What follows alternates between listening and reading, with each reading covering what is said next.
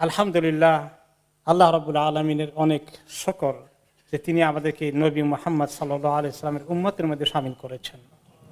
তিনি তাকে পাঠিয়েছেন আমাদের মধ্যে আমাদেরকে আল্লাহ তাআলার রাস্তার সন্ধান দিতে, এবং তিনি কোনো ত্রুটি না করে আমাদেরকে সমস্ত কিছু তিনি পরিষ্কার করে খোলাসা করে গিয়েছেন।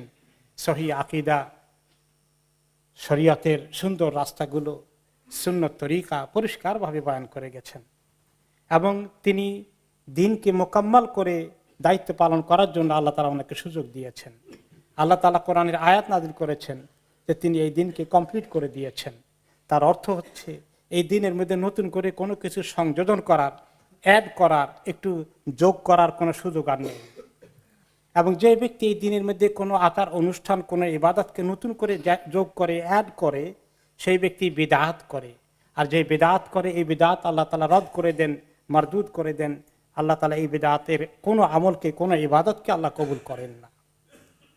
এবং আমাদেরকে দেখতে হবে যে রাসূলুল্লাহ সাল্লাল্লাহু আলাইহি সাল্লাম কি দিন রেখে গেছেন, সেই শরীয়ত অনুযায়ী চলতে হবে।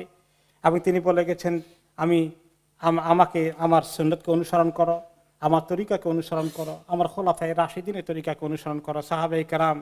তারপরে তিনি বলেছেন উত্তম যুগ সাহাবীদের যুগ, এরপরে হচ্ছে তাবেঈদের যুগ, তারপরে তাবেঈনদের যুগ। দিন সেখান থেকেই নিতে হবে। এর পরবর্তী পর্যায়ে যদি কোনো কিছু যোগ করা হয়, কেউ যদি যোগ করে থাকে, খুব ভালো মনে হয়, খুব ফজিলত বলে এটা প্রচার হতে থাকে, এটা আল্লাহ তাআলার কাছে গ্রহণযোগ্য হবে না। নবী করিম সাল্লাল্লাহু আলাইহি ওয়াসাল্লামের প্রতি ঈমানের দাবি কি? তাকে মহব্বত করা, তার সমস্ত কথাকে মেনে চলা, এবং তিনি যা কিছু করতে বলেছেন সেগুলোকে আমল করা, তিনি যা কিছু থেকে নিষেধ করেছেন সব কিছু থেকে দূরে থাকা। এটি হচ্ছে ওনার প্রতি ঈমান, ওনার প্রতি ঈমানের দাবি। এখন আমরা দেখি যে ওনার প্রতি মহব্বত এটাও অনেক দামি জিনিস। নবী করিম সাল্লাল্লাহু আলাইহি সাল্লামকে মহব্বত করা ঈমানের অঙ্গ। যে ব্যক্তি ওনাকে মহব্বত সেভাবে করে না, সেই ব্যক্তি তার মহব্বত, তার ঈমান কবুল মোকাম্মল হবে না, যতক্ষণ না নবী করিম সাল্লাল্লাহু আলাইহি সাল্লামকে নিজের থেকে, নিজের ছেলে মেয়ে মা বাবা থেকে উত্তম মনে না করছে, মহব্বতের পাত্র না মনে করছে। রাসূলুল্লাহ সাল্লাল্লাহু আলাইহি ওয়াসাল্লাম তিনি আমাদেরকে সাবধান করেছেন। তিনি বলেছেন যা কিছু নতুন করে দিনের মধ্যে সংযোজন করা হয়, পরবর্তী পর্যায়ে যোগ করা হয়, এগুলো সবগুলো হবে বেদাত, এবং বেদাত মানুষকে গোমরাহির দিকে নিয়ে যায়, গোমরাহি মানুষকে জাহান্নামের দিকে নিয়ে যায়। তিনি আরো বলেছেন যা কিছু দরকার ছিল জরুরি দিনের বিষয় সব আমি বলে গেছি, কোনোটা বাকি রাখিনি। আর যা কিছু নিষেধ করতে হয় সব আমি বলে গেছি, কোনোটা বাকি রাখিনি।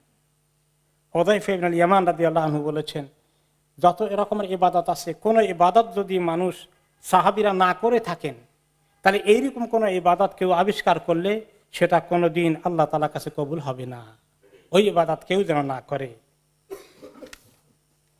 নবী করিম সাল্লাল্লাহু আলাইহি ওয়াসাল্লামকে মহব্বত করা অবশ্যই অত্যন্ত উত্তম জিনিস। এক সাহাবী এসে বললেন, ইয়া রাসূলুল্লাহ, কিয়ামত কবে হবে? তিনি বললেন, কিয়ামত কবে হবে উত্তর না দিয়ে বললেন, কিয়ামত হলে তার জন্য তোমার কি প্রস্তুতি আছে, আমল কি আছে? তিনি বললেন, ইয়া রাসূলুল্লাহ, কি আর আমল আছে, আল্লাহ এবং তার রাসূলকে মহব্বত করি। একেবারে কোনো আমল করেন না তা না, নামাজ পড়া ছেড়ে দেন নাই, সমস্ত আমলই করেন, হয়তো অনেক নফল আমল করেন না, এটাই বুঝিয়েছেন। তো তিনি বললেন যে যে তুমি যাকে মহব্বত করো আল্লাহ তাআলা হাশরের ময়দানে তাকেই তোমার সঙ্গে রাখবেন। এই কথা শুনে সাহাবীরা সবাই খুশি হয়ে গেল যে তারা যারাই রাসূলুল্লাহ সাল্লাল্লাহু আলাইহি ওয়াসাল্লামকে মহব্বত করে, ওনার সুন্নতকে আমল করে, তারা ওনার সঙ্গে জান্নাতে থাকার ব্যবস্থা হয়ে যাবে। সমস্ত সাহাবীরা এই খবরে খুশি হয়ে গেলেন। ওনারা কিভাবে মহব্বত করেছেন তার অনেক প্রমাণ আপনি হাদিস শরীফে পাবেন, যে ওনার কথাকে সঙ্গে সঙ্গে আমল করেছেন, যে হাদিস শুনেছেন সেটাকেই আমল করেছেন। সাহাবী আব্দুল্লাহ ইবনে রাওয়াহা রাদিয়াল্লাহু আনহু, তার এক্সাম্পল হয়তো আমরা আরো শুনেছি। তিনি মসজিদে আসছিলেন, তখন খুতবা শুরু হয়ে গেছে, জরুরি কারণে লেট হয়ে গেছিল। খুতবার মধ্যেই কিছু লোক যখন হাঁটছিল, রাসূলুল্লাহ সাল্লাল্লাহু আলাইহি ওয়াসাল্লাম বলেছিলেন, সবাই বসে পড়ো, হাঁটাহাঁটি করো না। এই কথা শুনে আব্দুল্লাহ ইবনে রাওয়াহা রাদিয়াল্লাহু আনহু মসজিদের বাইরে যেখানে শুনছিলেন সেখানেই বসে গেলেন, বসে ওইখানেই খুতবা শুনলেন। এরপরে নামাজ শেষ হয়ে গেলে এরপরে আস্তে আস্তে তিনি মসজিদের ভিতরে ঢুকলেন, সফের মধ্যে ঢুকলেন। তো সাহাবীরা বললেন, শুনছেন নাকি আব্দুল্লাহ ইবনে রাওয়াহা কি কাজ করছে আজকে? কি কাজ করেছে? বাইরে বসে বসে খুতবা শুনছে। তো কেন করে এরকম করলো? জিজ্ঞেস করলেন। কাজে আপনি না বলছেন বসে যেতে, আমি কি আর দেরি করতে পারি? আল্লাহ না বলছে আপনি যা বলবেন তাই আমল করতে হবে। সুবহানাল্লাহ, তিনি খুশি হয়ে গেলেন। তিনি বললেন যে এইরকম ভাবেই তোমাদেরকে আল্লাহ তাআলা আল্লাহর কথা, আল্লাহ রসুলের কথা শোনার জন্য আমল করার তৌফিক দান করুন। এই হলো ওনাকে মানার সুন্দর একটা এক্সাম্পল। আরেকটি এক্সাম্পল হচ্ছে রাসূলুল্লাহ সাল্লাল্লাহু আলাইহি ওয়াসাল্লামের কথাকে কিভাবে গুরুত্ব সহকারে শোনা। একটি আয়াত নাজিল হলো, সাহাবীরা কেউ কেউ একটু জোর গলায় কথা বলতেন, কারো কারো গলার আওয়াজ একটু মোটা, অনেক জোরে ছাড়া আস্তে কথা বলতে পারে না।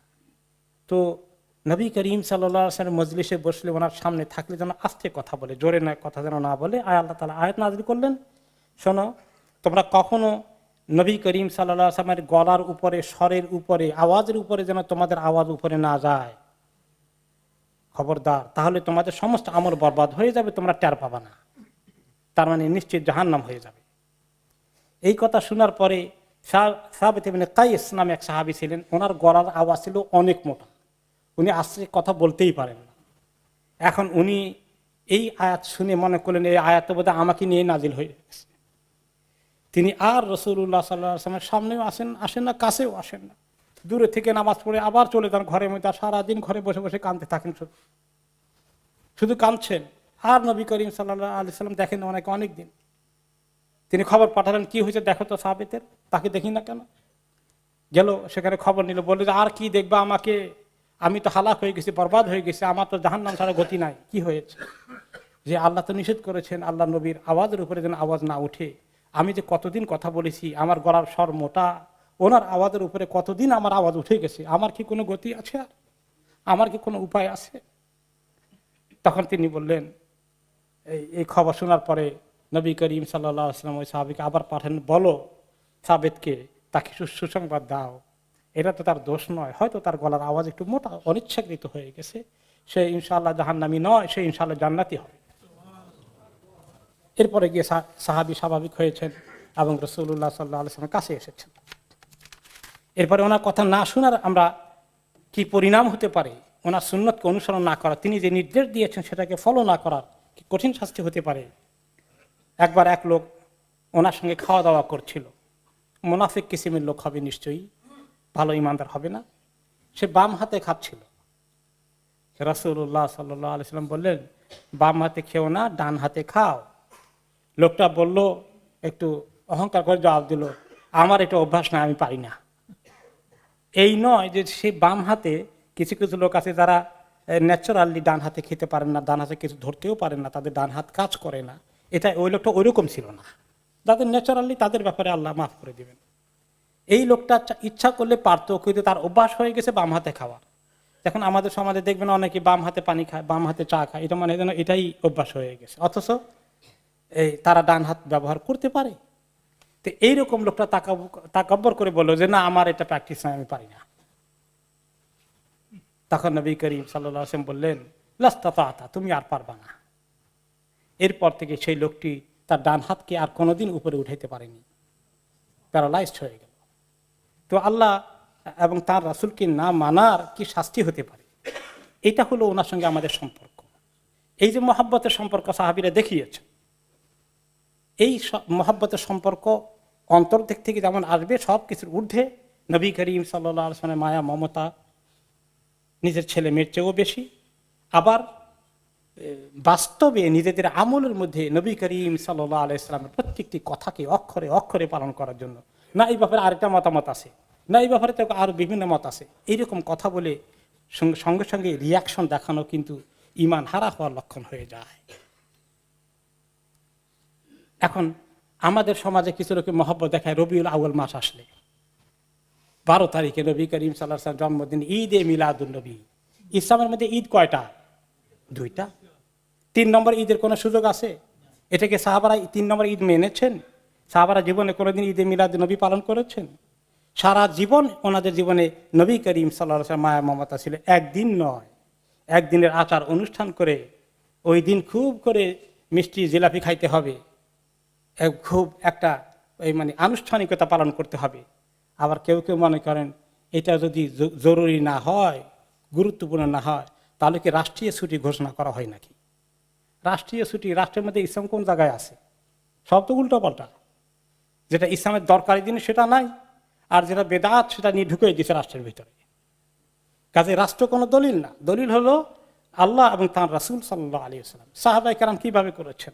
এবং এই যে ঈদে মিলাদুন্নবীর সংস্করণ, এগুলো এসেছে ফাতেমি বংশের যারা প্রচণ্ড দিনের দুশ্মন ছিল মিশরে, তারা এটাকে প্রথম এই আনুষ্ঠানিকতা দিয়ে শুরু করে দেয়।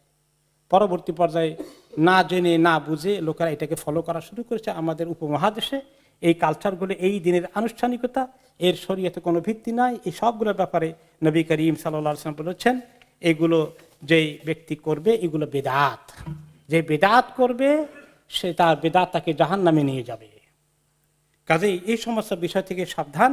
আমাদের সঙ্গে নবী করিম সাল্লাল্লাহু আলাইহি ওয়াসাল্লামের সম্পর্ক হবে যে আমরা ওনারকে মহব্বত করব, ওনার প্রতি ঈমান আনবো, ওনার প্রত্যেকটি কথা মানার চেষ্টা করব। এবং যে কাজ সাহাবায়ে কেরাম করেননি, আবু বকর ওমর রাদিয়াল্লাহু আনহুমা, তাদের থেকে আমরা আল্লাহ নবীকে বেশি মহব্বত করি। ওনারা এইরকম মিলাদুন্নবী অনুষ্ঠান করেছেন, ইমাম আবু হানিফা করেছেন, ইমাম মালিক করেছেন, ইমাম বুখারী করেছেন, কোনো দিন করে নাই। এগুলো কয়েকশো বৎসর পরে এগুলো আবিষ্কার হয়েছে। যেগুলো পরে আবিষ্কার হয়ে যায় তিনি এগুলোকে বেদাত বলেছেন। কাজে ওগুলো বাদ দিয়ে আমরা কি করব? রাসূলুল্লাহ সাল্লাল্লাহু আলাইহি ওয়াসাল্লামের সুন্নতকে মেনে মেনে জেনে জেনে মানার চেষ্টা করব। আল্লাহ তাআলা আমাদেরকে তৌফিক দান করুন।